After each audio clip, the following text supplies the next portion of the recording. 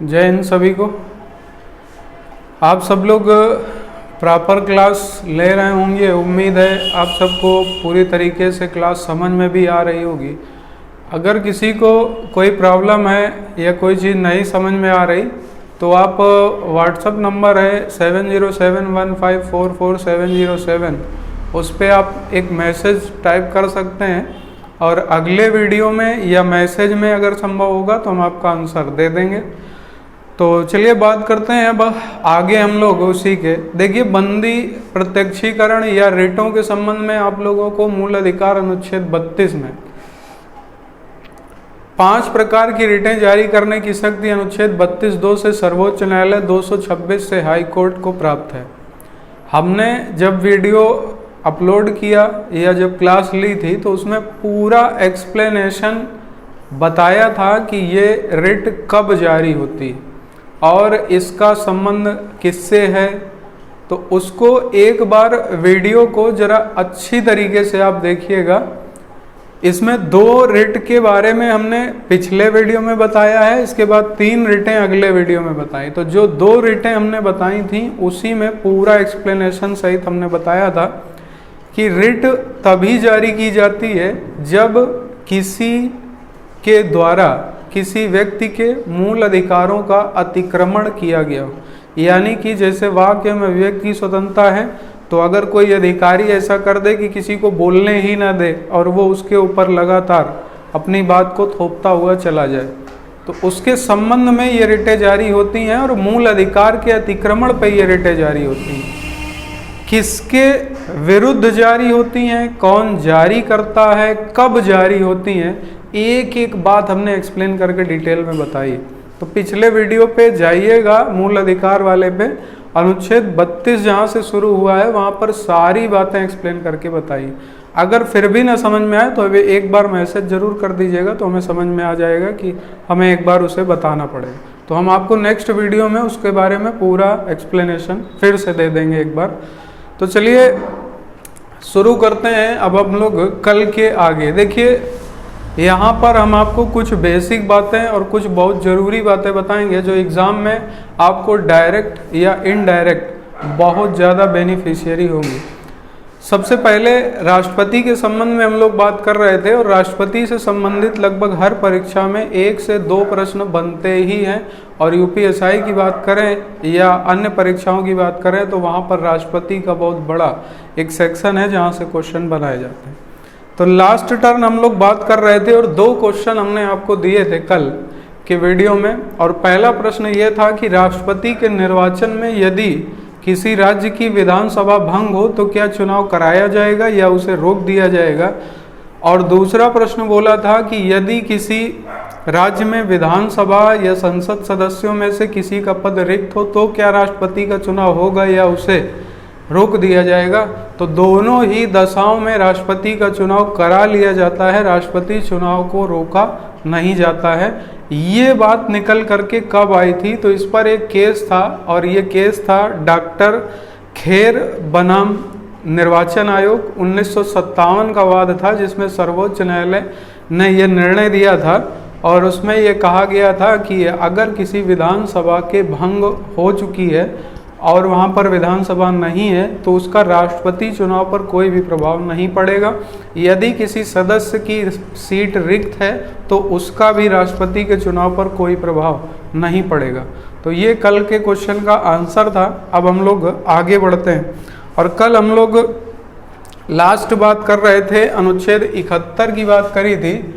अब एक लाइन आप और लिख लीजिएगा और ये है अनुच्छेद 72। अनुच्छेद 72 में कहा गया राष्ट्रपति की क्षमादान की शक्ति।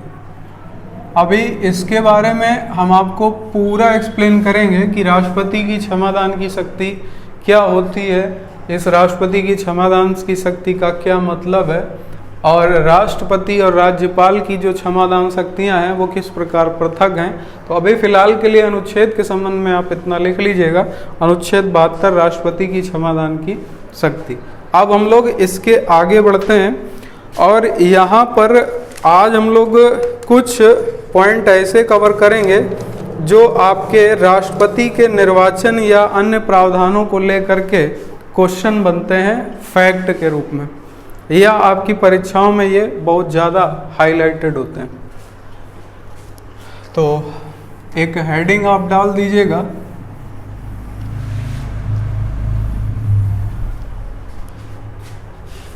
राष्ट्रपति से संबंधित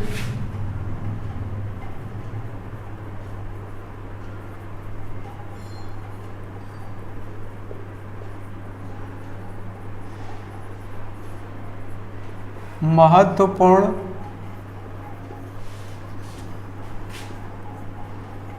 तथ्य या इम्पॉर्टेंट फैक्ट, इनके कैसे क्वेश्चन बनते हैं। तो सबसे पहली बात कि राष्ट्रपति का जो चुनाव है, वो राष्ट्रपति का चुनाव में निर्वाचक मंडल की जो व्यवस्था है, वो निर्वाचक मंडल की व्यवस्था अनुच्छेद 54 में है। राष्ट्रपति के निर्वाचन की रीति यानी राष्ट्रपति का निर्वाचन कैसे कराया जाएगा उसकी बात अनुच्छेद 55 में की गई। लेकिन राष्ट्रपति के चुनाव के साथ साथ उपराष्ट्रपति के भी चुनाव को कराने के लिए एक अधिनियम भी भारत में पारित किया गया था। तो आपसे क्वेश्चन पूछा जा सकता है कि राष्ट्रपति के निर्वाचन की रीति निम्न में से किस पर आधारित है। तो आपको ध्यान रखना है, एक तो अनुच्छेद 55 पर आधारित है और एक अधिनियम है। तो पहला आप क्वेश्चन एक लिख लीजिएगा,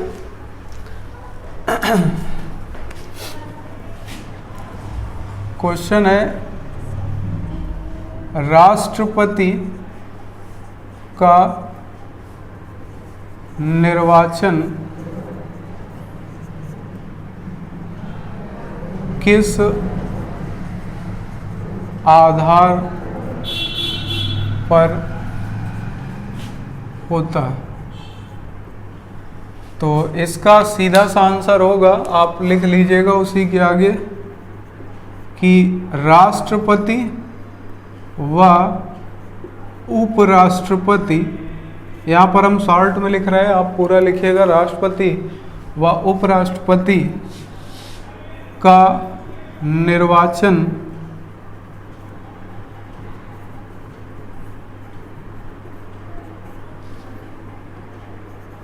अधिनियम 1952 के साथ साथ राष्ट्रपति के निर्वाचन की रीति अनुच्छेद 55 पर आधारित है। या इसी क्वेश्चन को एक इस तरीके से भी पूछा जा सकता है कि राष्ट्रपति का क्वेश्चन बन सकता है कि राष्ट्रपति के निर्वाचन से संबंधित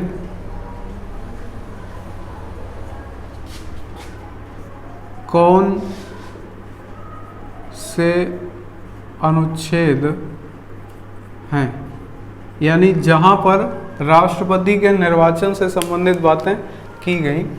तो यहाँ पर राष्ट्रपति के निर्वाचन से संबंधित पहला तो आपका आ जाता है अनुच्छेद 54, जिसमें राष्ट्रपति के निर्वाचक मंडल की बात की गई। दूसरा अनुच्छेद 55, जिसमें राष्ट्रपति के निर्वाचन की रीति की बात की गई। और इसके बाद अगला आता है आपका अनुच्छेद 57, राष्ट्रपति के पुनर्निर्वाचन के लिए पात्रता। तो ये कुछ महत्वपूर्ण तथ्य हैं जो राष्ट्रपति के निर्वाचन से संबंधित हैं। एक और लिख सकते हो अनुच्छेद 58, राष्ट्रपति के निर्वाचन की योग्यताएं। ये आपकी वर्णित किस्में करी गई हैं। तो राष्ट्रपति के निर्वाचन से संबंधित कौन कौन से प्रावधान किए गए। तो तो इनमें राष्ट्रपति के निर्वाचन से संबंधित प्रावधान है, तो इनको आप नोट कर लीजिएगा।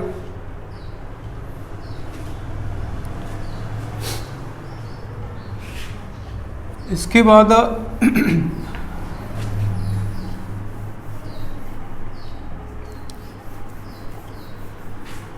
अगला प्रश्न आपसे इस तरीके से बन सकता है कि राष्ट्रपति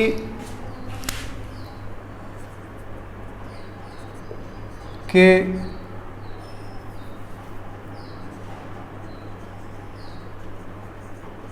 चुनाव की अधिसूचना कौन जारी करता है? यानी कि राष्ट्रपति के चुनाव की अधिसूचना कौन जारी करता है? अधिसूचना का मतलब नोटिफिकेशन। तो इसके संबंध में आप लिख लीजिएगा कि राष्ट्रपति के चुनाव की जो अधिसूचना है इसे चुनाव आयोग द्वारा जारी किया जाता है। दूसरा प्रश्न आपसे यह भी बन सकता है यहीं से कि राष्ट्रपति के चुनाव की अधिसूचना कितने दिन पूर्व जारी होती है? यानी राष्ट्रपति के चुनाव की जो अधिसूचना है वो कितने दिन पूर्व जारी होगी? अधिसूचना का मतलब कि अब चुनाव कराए जाएं, तो इसकी अधिसूचना कितने दिन पहले जारी होगी?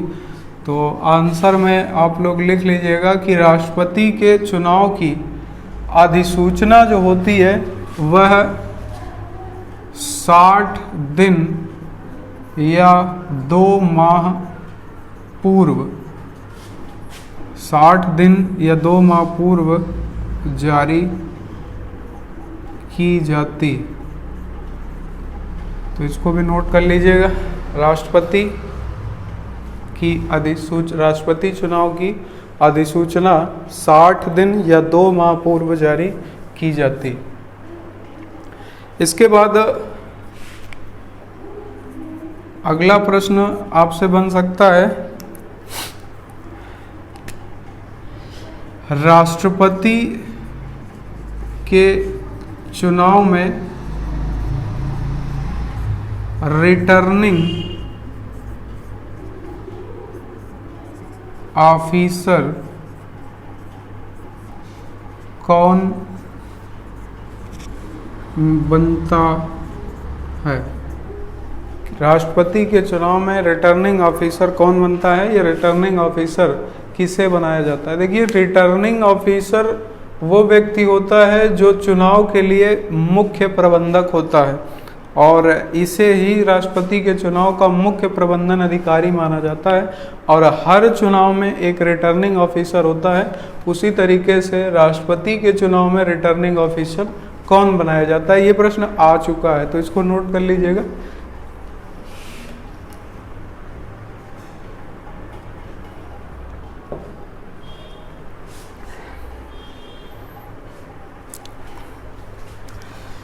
इसका आंसर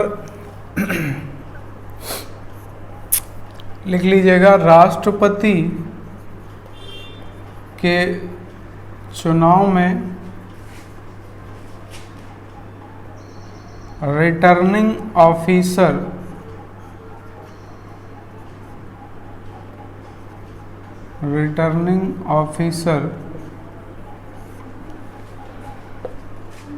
लोकसभा तथा राज्यसभा के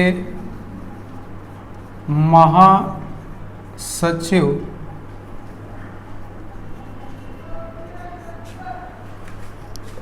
को चक्रीय क्रम में बनाया जाता है। चक्रीय क्रम में बनाया जाता है, यानी कि बात करी जाए कि राष्ट्रपति का जो चुनाव होता है उसमें रिटर्निंग ऑफिसर कौन होता है, तो रिटर्निंग ऑफिसर या तो लोकसभा का महासचिव होगा या राज्यसभा का महासचिव इसका रिटर्निंग ऑफिसर होगा।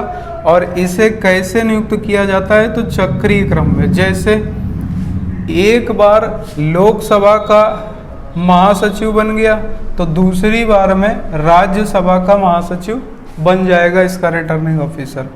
अब मान लीजिए राज्यसभा का रिटर्निंग ऑफिसर इस बार रहा है तो अगली बार कौन बन जाएगा, लोकसभा का महासचिव। इसके बाद फिर से नंबर किसका आ जाएगा, तो फिर से राज्यसभा का महासचिव आ जाएगा, यानी चक्रीय क्रम में ये बनाए जाते हैं।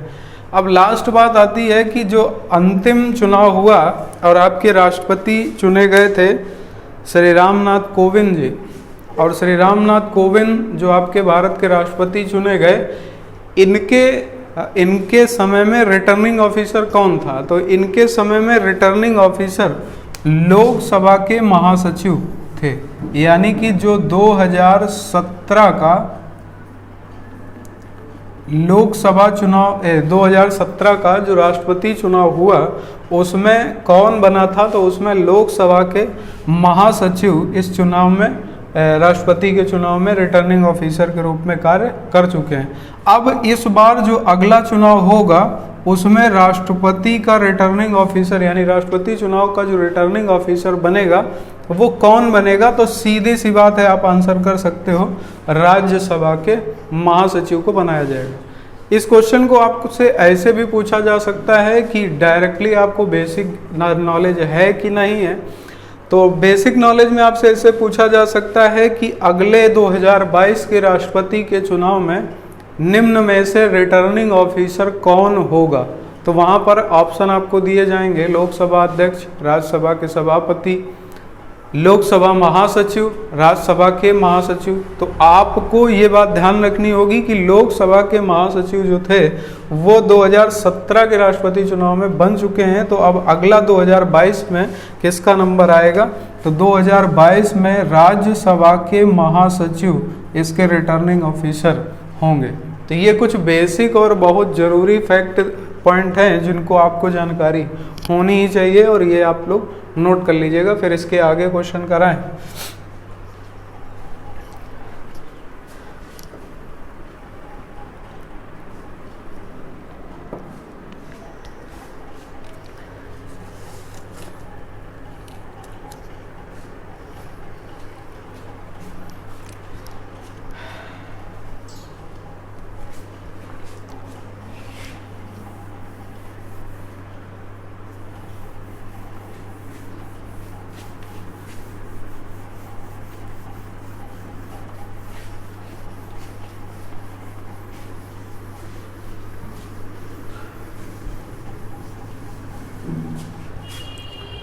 अगला प्रश्न है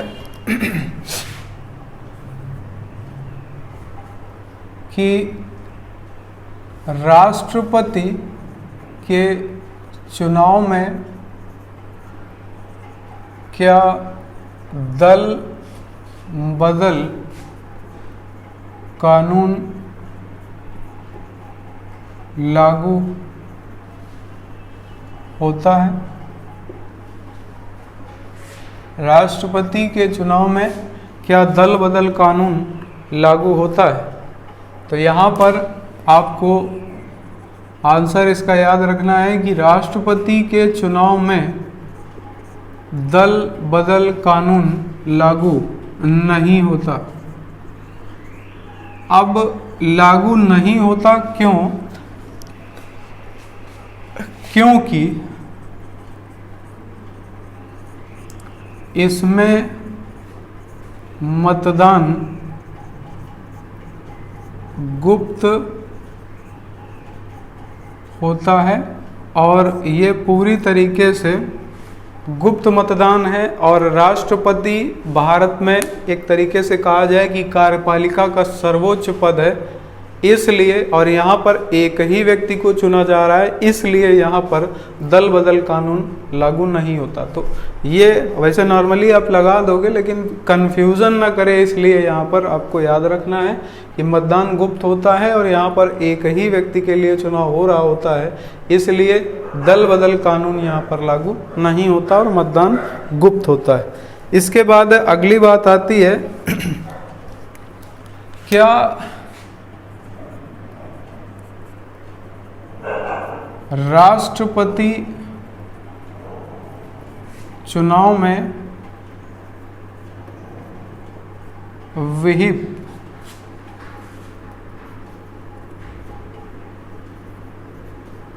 जारी की जा सकती है? क्या राष्ट्रपति चुनाव में व्हिप जारी की जा सकती है? तो याद रखिएगा, यहाँ पर मतदान गुप्त है, इसलिए इसका आंसर इसी से है कि राष्ट्रपति के चुनाव में व्हिप जारी नहीं होती। अब अगली बात आती है, ये व्हिप क्या है? देखिए, व्हिप ये एक तरीके का, जैसे कहा जाए कि एक तरीके से अपने सांसदों या अपने विधायकों के बारे में सत्यता जानने के लिए पार्टी द्वारा एक प्रस्ताव जारी किया जाता है या एक तरीके से रिट जारी की जाती है, जिसमें सभी सदस्यों से ये जानकारी मांगी जाती है कि वह किसके समर्थन में अपना मत देने जा रहे हैं। अगर उनकी पार्टी किसी एक व्यक्ति की तरफ ही अपना मत देने जा रही है और उसमें से कुछ सदस्य उसके विरोध में है, यानी वो उस पार्टी की विचारधारा से अलग जा रहे हैं, तो उस पार्टी द्वारा उनके विरुद्ध सदस्यता को निरस्त करने की कार्रवाई भी चलाई जा सकती है। हालांकि व्हिप के संबंध में अभी हम लोग और आगे मंत्रिपरिषद में भी जानेंगे, तो व्हिप के संबंध में अभी फिलहाल आप इतना याद रखिएगा, ये पार्टी द्वारा अपने सांसदों या अपने विधायकों या अपने सदस्यों को जानकारी के लिए जारी की जाती है कि वह किस ओर जाना चाहते हैं। अगर वो पार्टी विरुद्ध है तो उनकी सदस्यता को भी निरस्त किया जा सकता है। इसके बाद अगला प्रश्न बनता है कि क्या राष्ट्रपति चुनाव में ईवीएम का प्रयोग होता है? तो यहाँ पर आपको बता दें कि जो राष्ट्रपति का चुनाव होता है, राष्ट्रपति के चुनाव में ईवीएम का प्रयोग नहीं होता। राष्ट्रपति के चुनाव में ईवीएम का प्रयोग नहीं किया जाता, इस बात को बिल्कुल ध्यान रखिएगा, क्योंकि ये आपको कंफ्यूज कर सकता है कि राष्ट्रपति के चुनाव में ईवीएम प्रयुक्त होती है या नहीं। तो राष्ट्रपति के चुनाव में ईवीएम का प्रयोग नहीं किया जाता, बल्कि बैलेट पेपर से चुनाव होता है। और आपको बता दें, ये बैलेट पेपर से चुनाव कराया जाता है, और ये जो बैलेट पेपर होता है, ये दो तरीके का बैलेट पेपर होता है, यानी दो बैलेट पेपर होते हैं इसमें। एक बैलेट पेपर होता है वो ग्रीन कलर का होता है, और एक बैलेट पेपर जो होता है वो पिंक कलर का होता है। दो बैलेट पेपर यूज होते हैं, और राष्ट्रपति का चुनाव बैलेट पेपर के आधार पर कराया जाता है, जिसमें दो बैलेट पेपर होते हैं। तो आप चाहें तो यहाँ पर लिख सकते हैं कि दो बैलेट पेपर होते हैं, जिसमें एक हरा और दूसरा पिंक या गुलाबी आप बोल सकते हैं,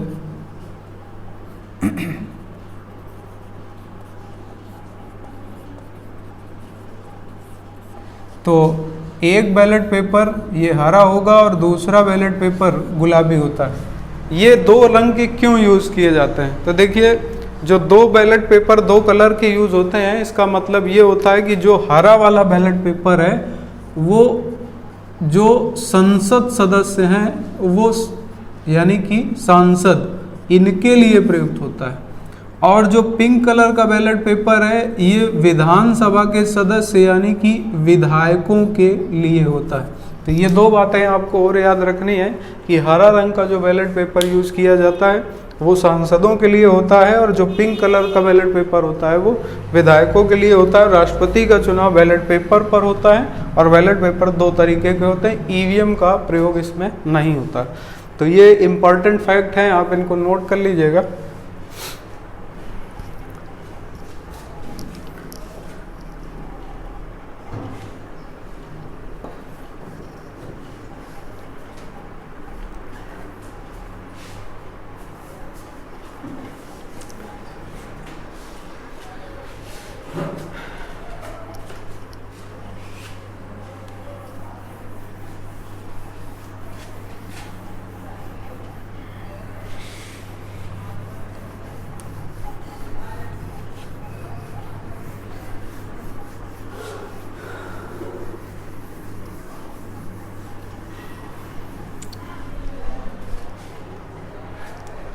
अगला प्रश्न है,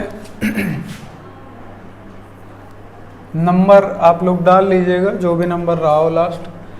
अगला प्रश्न है कि राष्ट्रपति के चुनाव में क्या प्रॉक्सी वोटिंग हो सकती है? तो लिख लीजिएगा, राष्ट्रपति के चुनाव में क्या प्रॉक्सी वोटिंग होती है? राष्ट्रपति के चुनाव में क्या प्रॉक्सी वोटिंग होती है? तो याद रखना है, राष्ट्रपति के चुनाव में प्रॉक्सी वोटिंग, लिख लीजिएगा, राष्ट्रपति के चुनाव में प्रॉक्सी वोटिंग नहीं होती। क्या है ये? अब आपके दिमाग में क्वेश्चन आ रहा होगा कि प्रॉक्सी वोटिंग क्या है। देखिए, प्रॉक्सी वोटिंग का मतलब ये होता है कि जैसे आप लोगों को मालूम होगा कि जब भी भारत में चुनाव आयोजित किए जाते हैं तो उसमें कुछ लोग, कुछ वोटर ऐसे हैं जो सेना में कार्य कर रहे हैं, और वो सेना में कार्य करने के दौरान अपने चुनाव क्षेत्र जहां पर उनका मत है, यानी जहां उन्हें मतदान करना है, वहां से वो बहुत दूर हैं, तो वो अपना वोट वहां पर आकर के डाल नहीं सकते। या कुछ लोग ऐसे हैं जिनको आपने देखा होगा कि वो एनआरआई हैं और देश से बाहर हैं, लेकिन उनका वोट भारत में है और वो वहाँ से आ करके भारत में वोट नहीं डाल सकते। इसके लिए उनके द्वारा किसी सदस्य को नियुक्त किया जाता है जो उनका वोट डाल सकता है। इसके लिए कई माध्यम होते हैं, जैसे कि कुछ माध्यमों में लेटर के माध्यम से यानी बाई पोस्ट वोट का प्रावधान किया जाता है कि उनको लिफाफे में भेजी जाती पर्चियाँ और वो अपना गुप्त मतदान वहाँ से भेज सकते हैं और जो संबंधित व्यक्ति होगा वो वोट डाल देगा। यानी कुल मिलाकर के जिसको वोट डालना है वो दूर से बैठ करके वोटिंग कर रहा होता है और वहाँ से एक दूसरा व्यक्ति होता है जिसको उसने नियुक्त किया होता है कि वो उसका वोट डाल दे। तो जो व्यक्ति किसी दूसरे से वोट डलवा रहा होता है वो डायरेक्ट उस वोट को नहीं डाल रहा होता है, तो इसी को कहा जाता है प्रॉक्सी वोटिंग। यानी कि जैसे मान लीजिए हमें वोट डालना है और हम कहीं दूर हैं, तो अब हम वोट नहीं डालने आ पा रहे, तो हमने किसी को नियुक्त कर दिया और उससे ये कह दिया कि हम अपना बाई पोस्ट एक जो हमारे पास पर्ची है उस पर हमने वोट लिख करके भेज दिया, तो वो व्यक्ति वहाँ पर हमारा मतदान कर सकता है। तो उसने वहाँ पर वोटिंग कर दी, तो इस वोटिंग को कहा जाता है प्रॉक्सी यानी इनडायरेक्टली वोटिंग। तो अब राष्ट्रपति का अगर चुनाव होगा तो यहाँ पर प्रॉक्सी वोटिंग को परमिशन नहीं दिया गया। जिस व्यक्ति का वोट है स्वयं वही जा करके वोट कर सकता है, वो किसी अन्य से अपना वोट डलवा नहीं सकता या किसी अन्य से वहाँ पर वोटिंग नहीं करवा सकता, या बाय पोस्ट ऑनलाइन या किसी भी माध्यम का प्रयोग वो नहीं कर सकता है। उसे डायरेक्ट जा करके वोट करना पड़ेगा, और जिसे डायरेक्ट वोटिंग कहा जाता है डायरेक्ट ही करेगा। प्रॉक्सी वोटिंग का मतलब होता है इनडायरेक्टली वोटिंग। तो ये पॉइंट आप थोड़ा सा ध्यान रखिएगा।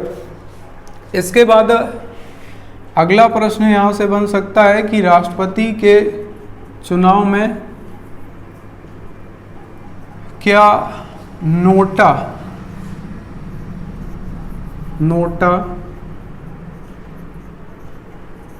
का विकल्प होता है? तो इसका आंसर आप खुद ही दे सकते हो। जब ईवीएम का प्रयोग नहीं है तो नोटा हो ही नहीं सकता। नोटा का कई बार फुल फॉर्म भी पूछ लिया जाता है, तो आप इसका फुल फॉर्म याद रखिएगा, नन ऑफ द एबव। इसका फुल फॉर्म होता है नन ऑफ द एबव। तो इसमें आप आंसर में लिख सकते हैं कि राष्ट्रपति के चुनाव में नोटा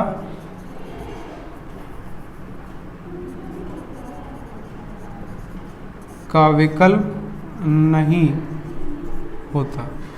और इसके कई कारण भी हैं। भी हम लोग आनुपातिक एकल संक्रमणीय जब पद्धति को समझेंगे तो वहाँ पर समझ जाएंगे कि नोटा का विकल्प क्यों नहीं है, क्योंकि वहाँ पर लगभग जितने उम्मीदवार हैं सभी को वोट जाता ही जाता है, किसी को कम, किसी को ज़्यादा, किसी को वरीयता ज़्यादा। इसके बाद अगला प्रश्न आपसे पूछा जा सकता है कि राष्ट्रपति के चुनाव में कितने प्रस्तावक तथा कितने अनुमोदक होते हैं? यानी कि राष्ट्रपति के चुनाव में कितने प्रस्तावक होंगे और कितने अनुमोदक होंगे? तो आप आंसर बना करके लिख लीजिएगा कि राष्ट्रपति के चुनाव में प्रस्तावकों की संख्या 50 होती है और अनुमोदकों की भी संख्या 50 ही होती है। यहाँ पर जो दो बातें आपको प्रस्तावक और अनुमोदक के संबंध में याद रखनी है। पहली बात तो प्रस्तावक क्या है? किसी उम्मीदवार के नाम को प्रस्तावित, यानी कोई राष्ट्रपति का चुनाव लड़ना चाहता है तो वो राष्ट्रपति का चुनाव लड़े, उसके लिए 50 सदस्य ऐसे चाहिए जो उसके नाम को प्रस्तावित करें, यानी उसके प्रस्ताव पर हस्ताक्षर 50 लोगों के होने चाहिए जो प्रस्तावक कहलाते हैं, यानी कि ये राष्ट्रपति चुनाव लड़ेंगे। तो इसमें 50 लोग पहले प्रस्तावित करेंगे, इसके बाद 50 अनुमोदक होने चाहिए, यानी कि हाँ ठीक है ये राष्ट्रपति का चुनाव लड़ रहे हैं, यानी उनको अनुमति देने के लिए भी, अनुमति का मतलब है एक तरीके से सहमति देने के लिए भी कितने सदस्य चाहिए? 50। दूसरी बात याद रखिएगा, ये 50 सदस्य अलग होंगे, ये 50 सदस्य अलग होंगे। कोई एक सदस्य जो होगा वो एक ही उम्मीदवार का प्रस्तावक या एक ही उम्मीदवार का अनुमोदक हो सकता है, और कोई भी दो प्रस्तावक और अनुमोदक एक ही व्यक्ति नहीं हो सकता। यानी ये सब अलग अलग लोगों द्वारा किया जाएगा, यानी 50 सदस्य ये अलग, 50 सदस्य ये अलग। एक उम्मीदवार के लिए एक ही प्रस्तावक हो सकता है, एक नहीं हो, एक से ज़्यादा उम्मीदवार का कोई एक व्यक्ति प्रस्तावक नहीं हो सकता। अनुमोदक में भी राष्ट्रपति के एक उम्मीदवार के लिए एक ही अनुमोदक हो सकता है, वही व्यक्ति किसी दूसरे का अनुमोदन करने लग जाए ऐसा नहीं होगा। दूसरी बात आपको बता दें, ये जो संख्या निश्चित की गई थी ये संख्या 1997 से 50-50 निश्चित की गई थी। अगर 1997 से पूर्व की बात करें तो इसके पूर्व ये संख्या 10 और 10 थी, यानी कि 10 प्रस्तावक चाहिए होते थे और 10 अनुमोदक चाहिए होते थे। ये 1997 से पहले की बात है और ये 1997 से बाद की बात, यानी 1997 से 50-50 लोगों को यहाँ पर फाइनल किया गया। तो इसको नोट कर लीजिएगा, फिर आगे।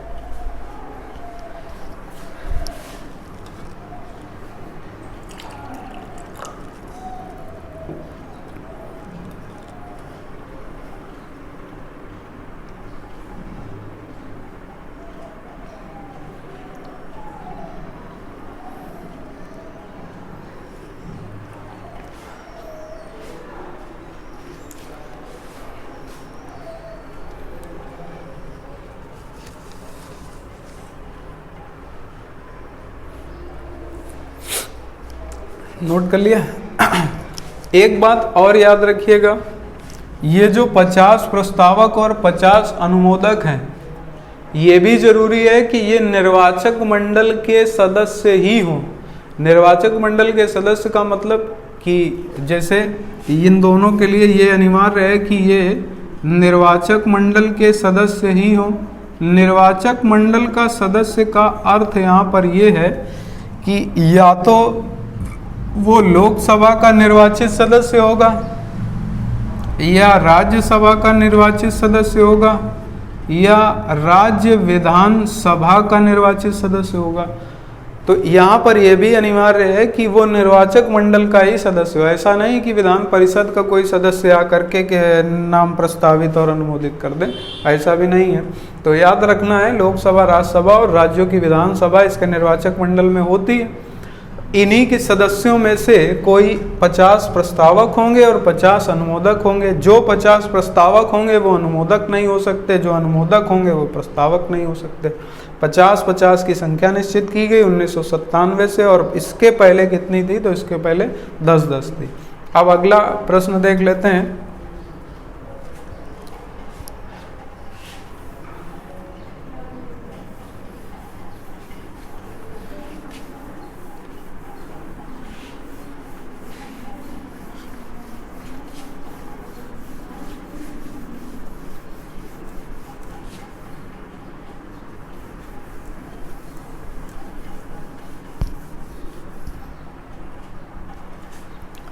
अगला प्रश्न है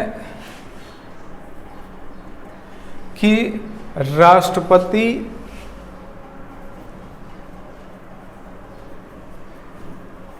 के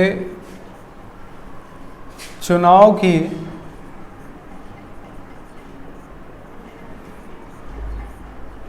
जमानत राशि कितनी है?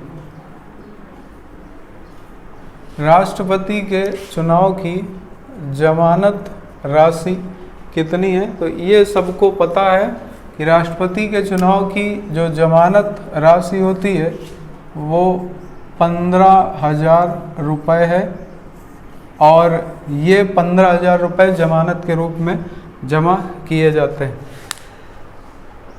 तो ये हालांकि इतना आपको पता है कि जमानत राशि जो जमा की जाती है, ये जमानत राशि राष्ट्रपति के चुनाव के लिए है।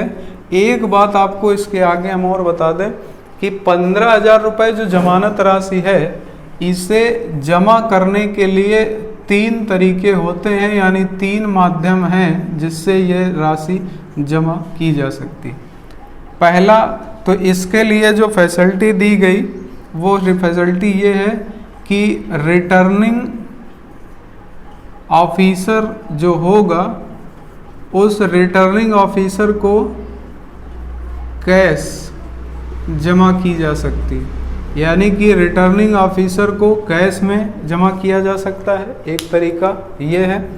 दूसरा तरीका है कि भारत सरकार के ट्रेजरी, भारत सरकार के ट्रेजरी खाते में जमा करा सकता है, यानी भारत सरकार का ट्रेजरी खाता होता है, उस ट्रेजरी खाते में भी इसे जमा कराया जा सकता है। और तीसरा तरीका होता है कि आरबीआई के पास भी ये जमा होता है, तो आरबीआई के पास भी इसे जमा कराया जा सकता है। तो जमानत राशि कितनी है? 15,000। माध्यम कितने हैं? 3। या तो रिटर्निंग ऑफिसर, और रिटर्निंग ऑफिसर अभी आपने जान लिया था कि रिटर्निंग ऑफिसर कौन बन सकता है, या तो लोकसभा का महासचिव होगा या राज्यसभा का, और किस हिसाब से होगा तो चक्रीय अनुसार होगा। उसके पास कैश जमा करा सकते हैं, भारत सरकार के ट्रेजरी खाते में जमा करा सकते हैं, या आरबीआई के पास भी इसे जमा कराया जा सकता है। तो ये 3 तरीके हैं। इसके बाद अगला प्रश्न यहाँ से बनता है कि राष्ट्रपति उम्मीदवार कितने मत प्राप्त ना कर पाए तो उसकी जमानत राशि जब्त हो जाती। तो यहाँ पर नोट कर लीजिएगा कि राष्ट्रपति उम्मीदवार द्वारा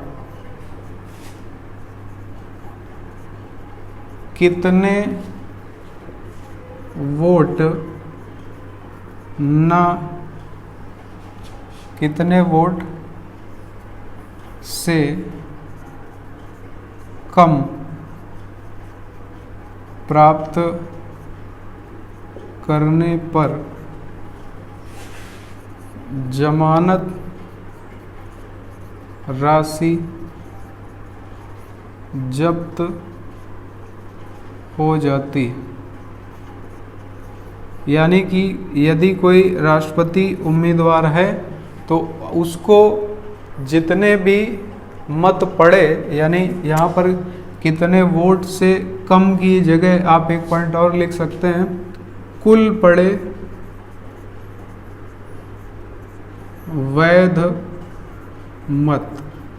तो या तो ये भी लिखा जा सकता है, इस प्रश्न को इस तरीके से भी बनाया जा सकता है कि राष्ट्रपति पद के उम्मीदवार या राष्ट्रपति उम्मीदवार द्वारा कितने कुल पड़े वैध मत से कम प्राप्त करने पर जमानत राशि जब्त हो जाती।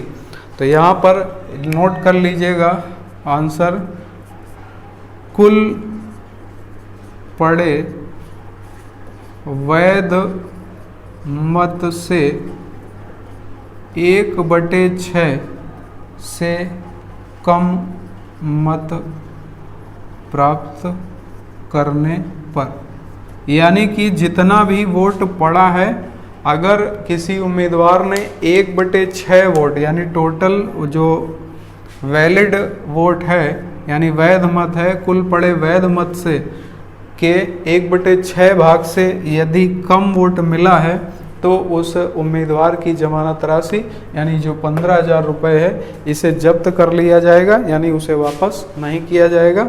अगर इससे ज़्यादा है तो उसे ये राशि वापस कर दी जाती है। तो इसको नोट कर लीजिएगा, फिर आगे बढ़ें।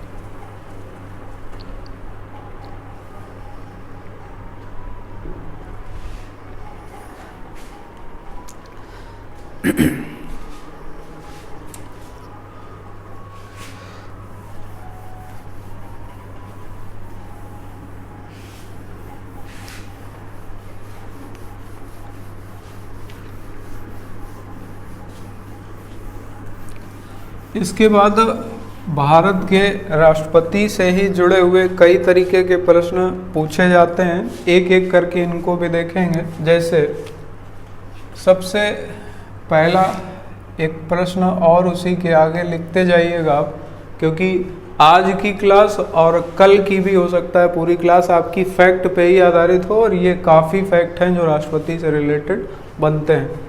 तो अगला प्रश्न आप यहाँ पर लिख सकते हैं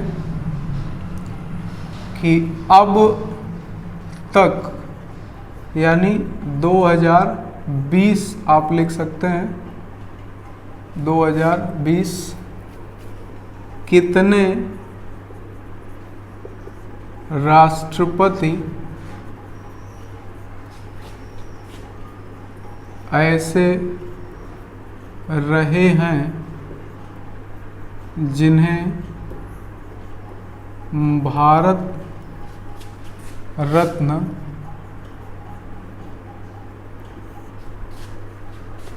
दिया गया है, या अब तक कितने ऐसे राष्ट्रपति रहे जिन्होंने भारत रत्न प्राप्त किया है या जिन्होंने भारत रत्न जिन्हें मिला है। तो देखिए, सबसे पहली बात, अगर नंबर के अकॉर्डिंग बात करें तो अब तक भारत में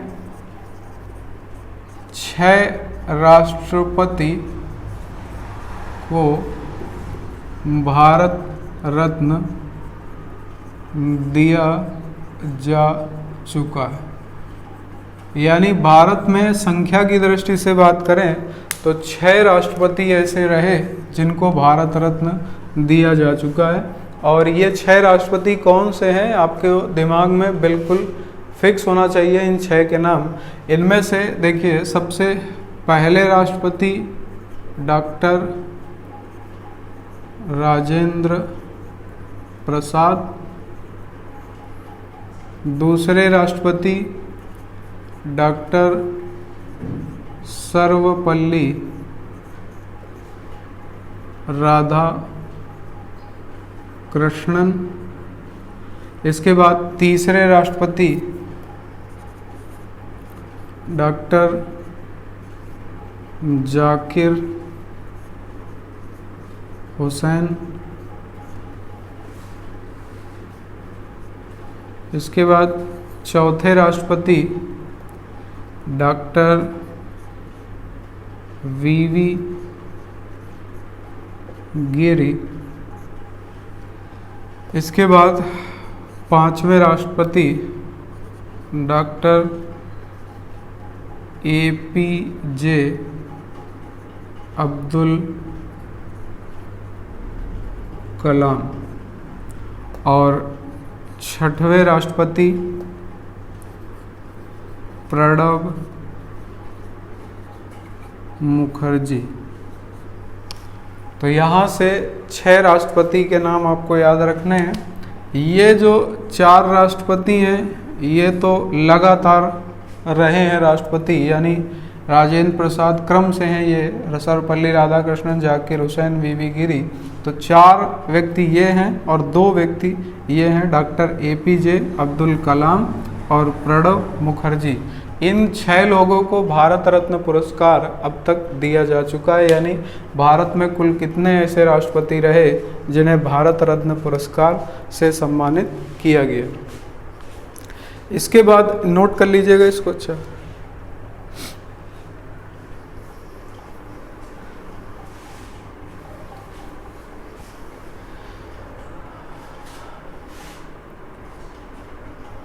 अब देखिए, यहाँ तक आप लोग जो भी फैक्ट आज आपके हुए इनको एक बार फिर से देख लीजिएगा, अपने रजिस्टर पर नोट भी कर लीजिएगा और इनको तैयार करते चलिएगा, क्योंकि जब एग्ज़ाम होगा तो आपके पास बहुत समय नहीं होगा कि आप उसको बड़े आराम से बहुत बेहतर तरीके से पढ़ते चलें। उस समय सिलेबस आप तेज़ी से रिपीट करेंगे और तब आपको ये चीज़ें जो आप बहुत ठंडे दिमाग से और बहुत अच्छे तरीके से तैयार करते चल रहे हो, ये चीज़ें आपको वहाँ पर बहुत ज़्यादा फ़ायदा करेंगी। कल की क्लास भी आपकी फैक्चुअल बेस्ड होगी, यानी फैक्ट पे बेस्ड होगी, और इसी के आगे कल और कुछ अच्छे क्वेश्चन वो हम आपको करवाएंगे। तो किसी को भी कोई अगर समस्या आ रही हो या ना समझ में आ रहा हो तो कमेंट कर दीजिएगा। तो मिलते हैं कल नेक्स्ट क्लास में, तब तक के लिए सभी को जय हिंद, वंदे मातरम।